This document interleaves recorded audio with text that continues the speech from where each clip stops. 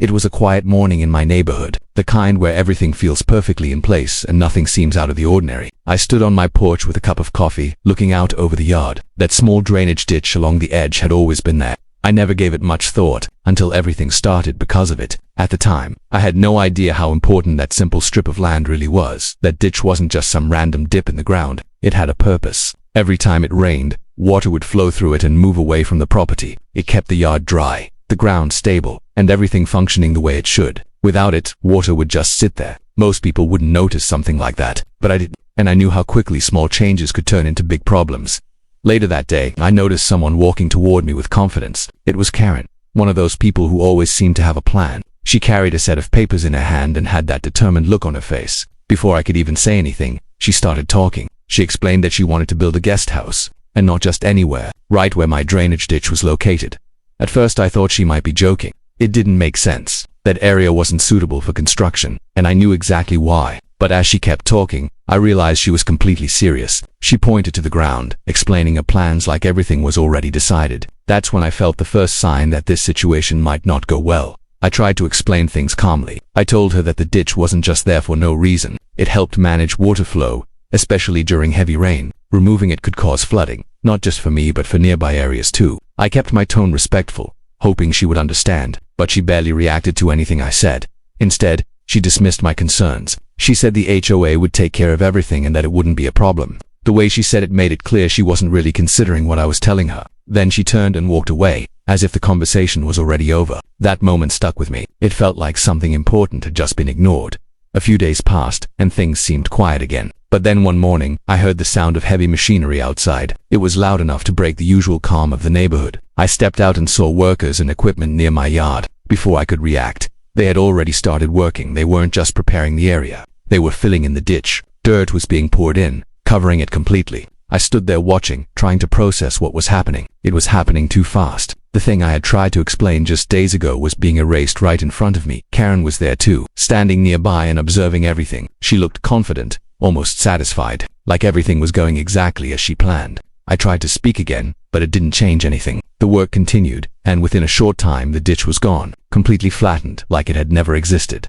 Soon after that, construction on the guest house began. The ground was leveled, and the structure started taking shape. It all happened quickly, but as I watched it come together, I couldn't shake the feeling that something was off. The sky above was starting to change, and I knew what that usually meant. That night, the rain arrived. At first it was light and steady, nothing unusual, but gradually it picked up. The sound of rain hitting the ground became stronger, more constant. I stood by the window, watching it fall, already knowing what might happen next. As the rain continued, water began to collect in the yard. At first, it was just small patches, but slowly, those patches grew larger. The ground wasn't draining the way it used to. Without the ditch, the water had nowhere to go. It just stayed there, spreading out across the surface. Within a short time, the entire area started to fill. What used to be a normal yard began to look like a shallow pool. The guest house stood right in the middle of it. The rain kept falling, and the water kept rising. It was a clear demonstration of everything I had tried to explain earlier. The next morning, the rain had stopped, but the water remained. It covered a large portion of the yard.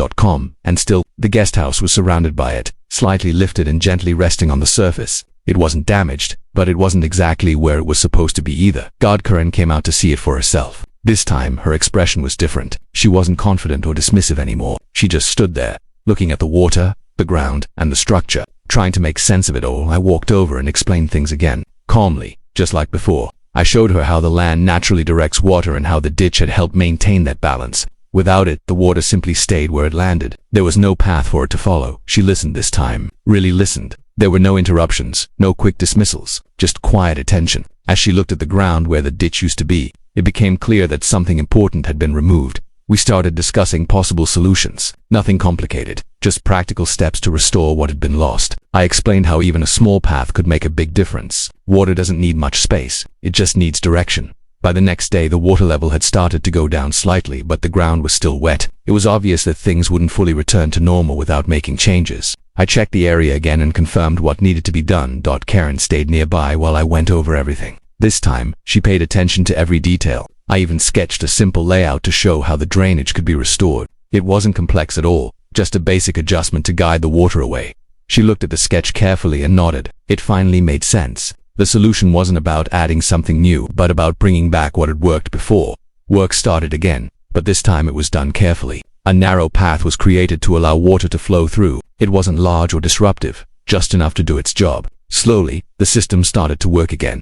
Water began moving along the new path. It flowed gently, leaving the yard instead of collecting in it. Over time, the standing water disappeared, and the ground started to dry. As the water level dropped, the guest house settled back onto stable ground. It no longer shifted or floated. It simply stood there, as it was meant to.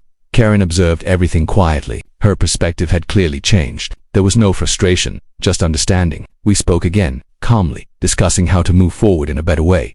The yard gradually returned to its normal state. The grass dried, the ground stabilized, and the drainage worked properly again. Everything felt balanced. Karen updated her plans, making small adjustments to fit the natural layout of the land. This time, the design worked with the environment instead of against it. In the end, everything settled back into place. The neighborhood was quiet again, just like before. The situation had resolved itself, not through conflict, but through understanding that sometimes that's all it takes. A simple problem and a simple solution. Like, subscribe, and let me know where you're watching from. Like, subscribe, and let me know where you're watching from.